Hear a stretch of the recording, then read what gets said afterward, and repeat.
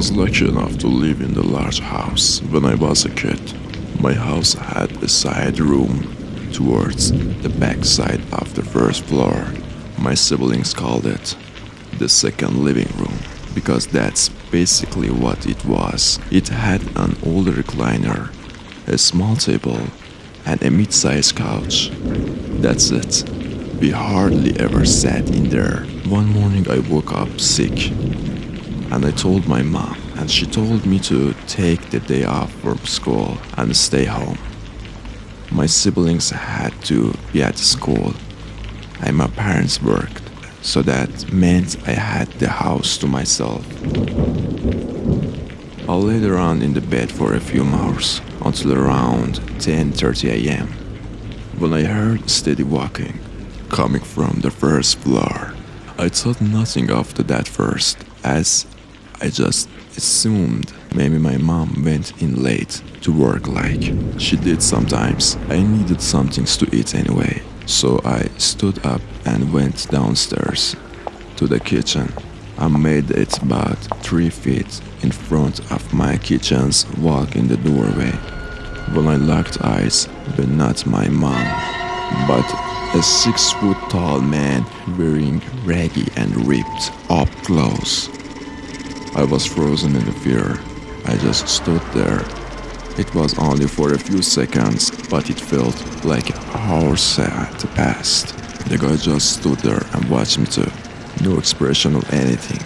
I eventually pulled myself out of the shock and bolted from my bedroom upstairs. I didn't hear him following me, but I got in my bedroom and locked the door and moved a dresser in front of it. Anyways, I pulled out my phone and instead of calling 911 like I should have, I called my mom.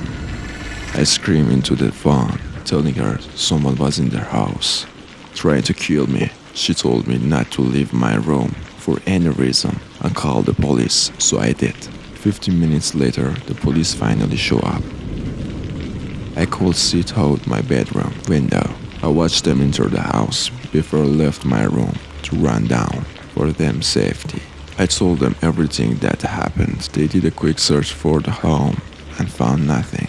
Not a single person or broken window or door. My parents came home shortly after and we were furious that guy had not been caught. I was extremely angry as well, but I was also relieved that I was alive. The police began packing their things, but as one of the last officers was on the way out, he noticed Walmart bag sticking out from under our couch. It was that under couch in the side room that no one ever used. Well, what do you know? We found hundreds of trash bags and week-old rotting food under the couch, along with some of our personal items like wipes, water bottles, and we even found a bag of peas. Whoever that man in the kitchen was had been living under our couch for weeks.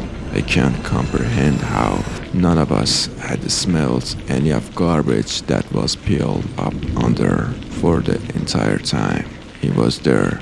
The fact that he never made a single noise under just baffles me. We have since cleaned that room out completely and turned into the breakfast nook with a wooden chairs, so no more people can break in and find a free housing in them. I go off to the college in a few months, so I won't have to live in the fear of that incident happening again for much longer.